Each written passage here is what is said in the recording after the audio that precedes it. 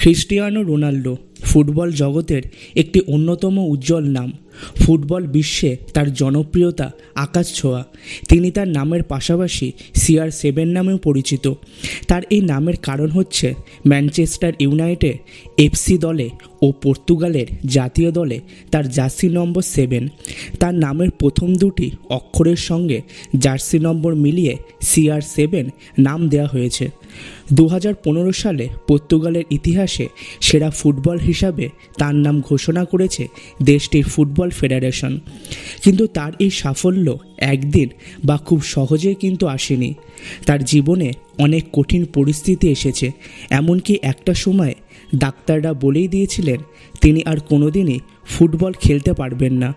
তবু সেই মানুষটা নিজের মনের জোরে ফুটবল খেলেছিলেন, আর এখন তিনি বিশ্ববিখ্যাত। একটা সামান্য মালির ছেলে কিভাবে সব বাধা অতিক্রম করে বিশ্ববিখ্যাত হতে পারে, আজকের এই ভিডিওতে আমরা সেটাই জানব। ক্রিস্টিয়ানো রোনাল্ডোর সাকসেস স্টোরি আজকের এই ভিডিওতে আপনাদের বলা হবে, যেটা শুনলে আপনারা বুঝতে পারবেন একমাত্র মনের জোর এবং কঠোর পরিশ্রমই সব বাধা কাটিয়ে সফল করে তোলে। তাই আজকের এই ভিডিওটি অবশ্যই সম্পূর্ণ মনোযোগ সহকারে দেখবেন এবং ভিডিওটি ভালো লাগলে ভিডিওটাকে লাইক, শেয়ার আর চ্যানেলটাকে সাবস্ক্রাইব করতে ভুলবেন না। তাহলে চলুন আজকের ভিডিওটি শুরু করা যাক। রোনাল্ডো 1985 সালের 5ই ফেব্রুয়ারি পর্তুগালের মাদ্রা দ্বীপপুঞ্জে এক অতি দরিদ্র পরিবারে জন্মগ্রহণ করেন। তার পুরো নাম হলো ক্রিস্টিয়ানো রোনাল্ডো দোস সান্তোস আভেইরো। তার এই নামটি তার বাবা আমেরিকার 40তম রাষ্ট্রপতি রোনাল্ড রিগানের নাম অনুসারে রাখেন। তার বাবা স্থানীয় পৌরসভার একজন সামান্য মালি ছিলেন এবং মা মারিয়া ছিলেন একজন রাঁধুনি। তার পরিবার এতটাই দরিদ্র ছিল যে একবার এক সাক্ষাৎকারে তার মা বলেছিলেন যখন রোনাল্ডো তার গর্ভে ছিলেন তখন তিনি গর্ভপাত করতে চেয়েছিলেন, কারণ নতুন জন্ম নেওয়া শিশুর ভরণ পোষণের মতো অবস্থা তাদের ছিল না। ছোটবেলা থেকেই রোনাল্ডো ফুটবল খেলতে খুবই ভালোবাসতেন। মাত্র 3 বছর বয়স থেকেই রোনাল্ডো ফুটবল খেলা শুরু করে দেন। রোনাল্ডোর মা তাকে ছোটবেলায় ক্রাই বেবি বলে ডাকতেন, কারণ রোনাল্ডো যখনই খেলার মাঠে খেলতে পারতেন না বা গোল দিতে পারতেন না তখনই সে কান্না করত। 10 বছর বয়সে রোনাল্ডো সুযোগ পায় তাদের শহরের সবচেয়ে বড় ফুটবল ক্লাব ন্যাশনালে খেলার। সেই ক্লাবের হয়ে তিনি মাত্র 2 বছর খেলেন। এরপর 1997 সালে তিনি পর্তুগালের একটি বড় ফুটবল ক্লাব স্পোর্টিং লিসবনের হয়ে প্রায় 6 বছর খেলেন। যখন রোনাল্ডোর বয়স মাত্র 15 বছর তখন তার হৃদরোগ ধরা পড়ে, যার কারণে সেখানকার ডাক্তাররা স্পষ্ট তার বাবা মাকে বলে দেন এই অবস্থায় ফুটবল খেলা তার পক্ষে মোটেই উচিত নয়। এরপর রোনাল্ডোকে অস্ত্রোপচারের জন্য লিসবনের একটি হাসপাতালে ভর্তি করা হয় এবং তার হৃৎপিণ্ডের অস্ত্রোপচার সফল হয়। তার বাবা মাত্র 52 বছর বয়সে মারা যান।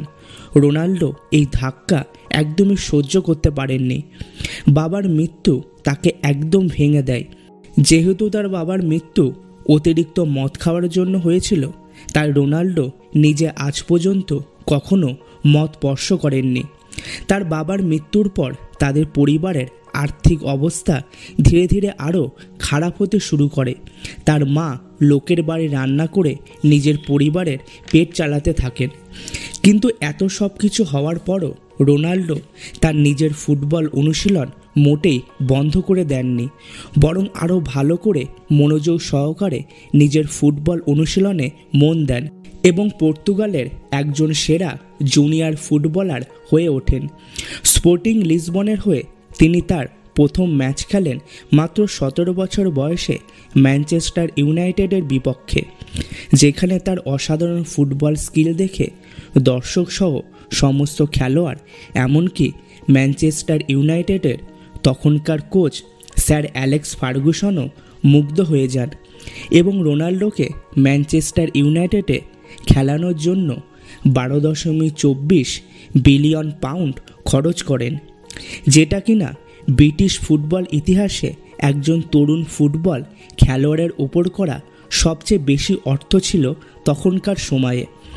ম্যানচেস্টার ইউনাইটেডের হয়ে তিনি প্রায় 6 বছর খেলেন, 2003 সালের আগস্ট থেকে 2009 সালের মে পর্যন্ত, যেখানে তিনি 196টি ম্যাচ খেলে 84টি গোল করেন। এই ক্লাবে মূলত তিনি CR7 নামে পরিচিতি পান। তার স্কিল ও অসাধারণ ফ্রি কিক জানান দেয় এর পরের বিশ্ব ফুটবলে তিনি রাজত্ব করতে আসছেন। এরপর 2009 সালে Spanish football Real Madrid club তাকে 94 মিলিয়ন ইউরোর বিনিময়ে দলে নেন এবং তিনি খুব কম সময়ের মধ্যেই রিয়াল মাদ্রিদ দলের একজন গুরুত্বপূর্ণ খেলোয়াড় হয়ে ওঠেন, যেখানে তার গোলের সংখ্যা ছিল প্রায় 311টি।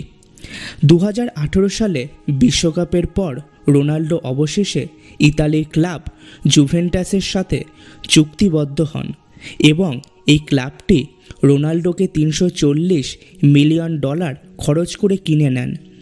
কিন্তু তিনি 2021-এ জুভেন্টাস ছেড়ে দেন এবং এই ক্লাবের হয়ে তিনি 98 ম্যাচে 81টি গোল করেন। এরপর তিনি আবারও যোগ দেন ম্যানচেস্টার ইউনাইটেডে, কিন্তু সেখানেও বেশি দিন স্থায়ী হননি। ক্লাবের সাথে ঝামেলার কারণে তিনি আজীবনের জন্য এই ক্লাব থেকে নিষিদ্ধ হন। জাতীয় দলে রোনাল্ডোর অভিষেক ঘটে 2003 সালে কাজাকিস্তানের বিরুদ্ধে। 2004 সালের UEFA ইউরোর প্রথম খেলায় গ্রিসের বিরুদ্ধে তিনি তার প্রথম আন্তর্জাতিক গোল করেন।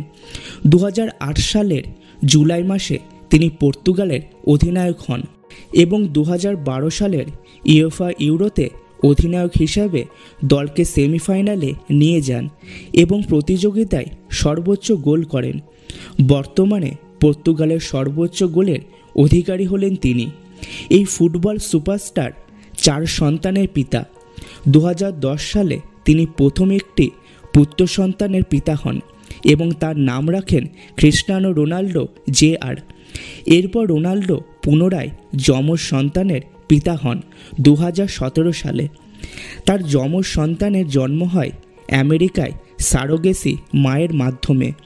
তিনি এক পুত্র সন্তান ও এক কন্যা সন্তানের পিতা হন। পুত্র সন্তানের নাম রাখেন ম্যাটেও এবং কন্যা সন্তানের নাম রাখেন ইভা। তিনি শুধু একজন বড় মাপের খেলোয়াড়ই নন, একজন ভালো মনের মানুষও। ব্যক্তিগত জীবনে তিনি অনেক মানুষের পাশে দাঁড়ান তাদেরকে সাহায্য করার জন্য। তিনি 2011 সালে জয় করা সোনার বুট ফিলিস্তিনের দরিদ্র শিশুদের জন্য নিলামে বিক্রি করে দিয়েছিলেন। তিনি সিরিয়াতে শরণার্থীদের জন্য 5000 ঘর বানিয়ে দিয়েছিলেন। নেপালের ভূমিকম্পে তিনি নেপালকে অর্থ দিতে চাইলে নেপাল সরকার তা সরাসরি নিতে রাজি হন না। তখন তিনি সেভ দ্য চিলড্রেন নামক সংস্থার মাধ্যমে নেপালি শিশুদের স্বাস্থ্য সহায়তায় অনুদান প্রদান করেন। বিশ্বের অসংখ্য ক্যান্সার নিরাময় কেন্দ্র তথা হাসপাতালে রোগীদের চিকিৎসার ব্যয় বহন করেন তিনি। এছাড়াও তিনি কখনো নিজের শরীরে ট্যাটু করাননি, কারণ ট্যাটু করালে তিনি রক্তদান করতে পারবেন না। আশা করি আজকের এই ভিডিওটার মাধ্যমে আপনারা অনেক কিছু জানতে পারলেন এবং এটাও বুঝতে পারলেন পরিশ্রম এবং ইচ্ছা এই দুটোই হলো সফল হওয়ার একমাত্র রাস্তা। আর সফলতার ক্ষেত্রে শর্টকাট বলে কিছু হয় না।